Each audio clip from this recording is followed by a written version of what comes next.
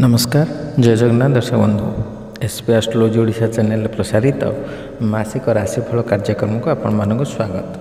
दर्शक बंधु आज आम आलोचना करवा मार्च 2025 रे केमिति रहिबो राशिचक्र अष्टम राशि बिच्छा राशि व्यक्तिविशेष मानक शुभाशुभ राशिफल विषय विस्तृत भाव आलोचना करवा प्रतिकार सहित किंतु ता पूर्व जदि आपण मैंने आम चैनल प्रथम थरिक आसी था तो भिडियोटी को लाइक करूँ शेयर करूँ और चैनल को सब्सक्राइब कर पाखे बेल आइकन को प्रेस करूँ। तो दर्शक बंधु आउ विलंब करवानी आरंभ करवा आज आलोचना चक्र ये मार्च मसरे बिच्छा राशि व्यक्तिविशेष मानक कौन रुभाशुभ भाग्यफल।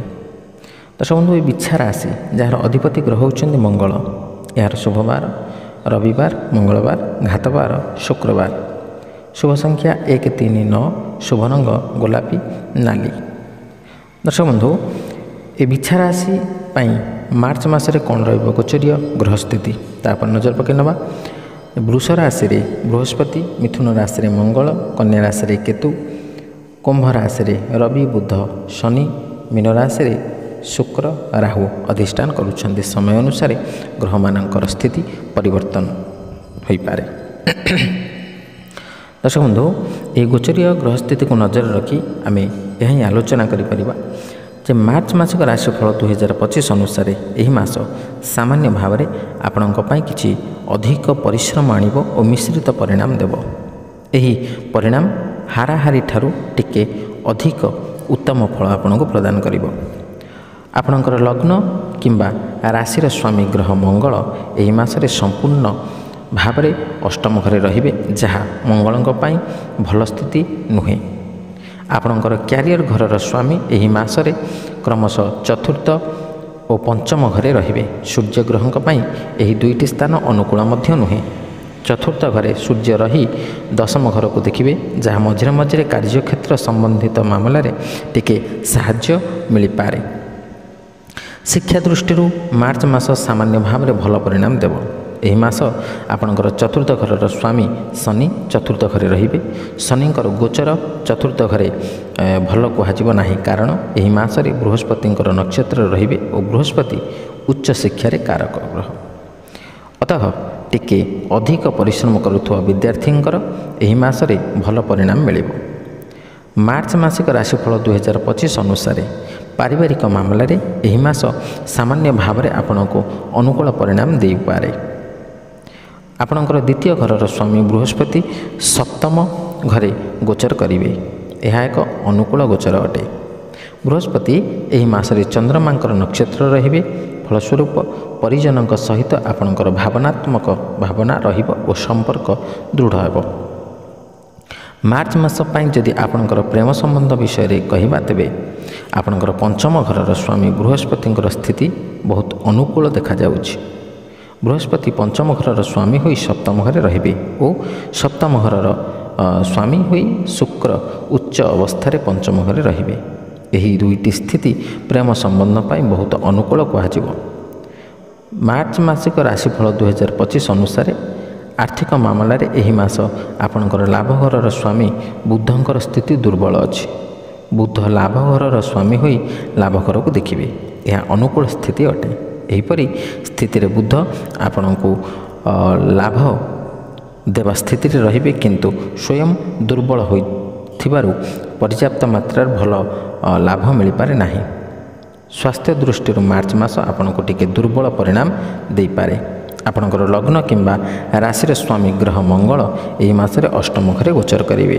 अष्टम घरे मंगलकर गोचर भल कहुब ना। तेणु दर्शक बंधु जो दुईटी मुख्य ग्रह को नहीं आम आलोचना करती विचार करती राशिफल विषय से दुईटी ग्रह होती बृहस्पति और शनि। बृहस्पति कथा जदि आम प्रथम आलोचना करवा तेज बृहस्पति होती धन धान्यर कारक विद्या बुद्धिर कारक जश कीर्तिर कारक आध्यात्मिकतावादीर कारक समस्त प्रकार सकारात्मक दिगर कारक होती देवगुरु बृहस्पति। तो देवगुरु बृहस्पति आपण राशि सप्तमस्थ अर्थात सप्तम बृहस्पति गोचरीय स्थिति अनुसार बृहस्पति द्वितीय पंचम सप्तम नवम और एकादश स्थान में अत्यंत शुभ फल प्रदान करि जेहेतु आपण राशि वर्तमान सप्तम बृहस्पति ତେଣୁ ଏହି ସପ୍ତମ ବୃହସ୍ପତି ଆପଣଙ୍କୁ ନିଶ୍ଚିତ ଭାବରେ ଅତ୍ୟନ୍ତ ଶୁଭ ଫଳ ପ୍ରଦାନ କରିବେ। ଯଦି ଆପଣ ବ୍ୟବସାୟ ବାଣିଜ୍ୟ କ୍ଷେତ୍ରରେ ଅଛନ୍ତି ତେବେ ଏହି ସମୟ ମଧ୍ୟରେ ଆପଣ ପର୍ଯ୍ୟାପ୍ତ ଲାଭ କରିବେ, ଆକସ୍ମିକ ଭାବରେ ଧନ ପ୍ରାପ୍ତି କରିବେ, ଆୟ ନିଶ୍ଚିତ ଭାବରେ ବୃଦ୍ଧି ପାଇବ, ବ୍ୟୟ ଅଯଥା ଖର୍ଚ୍ଚ କମିବ, ଆପଣଙ୍କର ସଞ୍ଚୟର ପରିମାଣ ମଧ୍ୟ ବୃଦ୍ଧି ପାଇବ। ଯଦି ଆପଣ ପାର୍ଟନରସିପ୍ରେ ବ୍ୟବସାୟ କରୁଛନ୍ତି ତେବେ ଆପଣଙ୍କର ପାର୍ଟନରଙ୍କର ସମ୍ପୂର୍ଣ୍ଣ ସହାୟତା ଆପଣଙ୍କ ସହିତ ରହିବ। ଯଦି ଆପଣ ସେୟାର ମାର୍କେଟରେ ଅର୍ଥ ବିନିଯୋଗ କରୁଛନ୍ତି ତେବେ ସେଥିରେ ମଧ୍ୟ ଆପଣଙ୍କ ପାଇଁ ଅତ୍ୟନ୍ତ ଭଲ ସମୟ, ଅନୁକୂଳ ସମୟ ରହିବ, ଯେଉଁଥିରୁ ଆପଣଙ୍କର ସେୟାର ଦିନକୁ ଦିନ ବୃଦ୍ଧି ପାଇବ ଏବଂ ଆପଣ ଭଲ ରକମର ଲାଭ ମଧ୍ୟ ପ୍ରାପ୍ତ କରିପାରିବେ। ଯଦି ଆପଣ ଆଧ୍ୟାତ୍ମିକ କ୍ଷେତ୍ରରେ ଅଛନ୍ତି ତେବେ ଏହି ସମୟ ମଧ୍ୟରେ ଆପଣଙ୍କର ଆଧ୍ୟାତ୍ମିକତା ଉପରେ ଆଗ୍ରହ ବଢ଼ିବ, ଭଗବତ ପ୍ରାପ୍ତି ଉପରେ ଆପଣଙ୍କର ଭାବ ନିଶ୍ଚିତ ଭାବରେ ଦୃଢ଼ ହେବ, ମନୋବଳ ବଢ଼ିବ, ତେଣୁ ସେଥିରେ ଆପଣ ମନୋନିବେଶ କରିବେ। ବିଦ୍ୟାର୍ଥୀମାନେ ଯେଉଁମାନେ ପାଠପଢ଼ା କ୍ଷେତ୍ରରେ ଅଛନ୍ତି ସେମାନଙ୍କ ପାଇଁ ଏହା ଏକ ଅତ୍ୟନ୍ତ ଅନୁକୂଳ ସମୟ।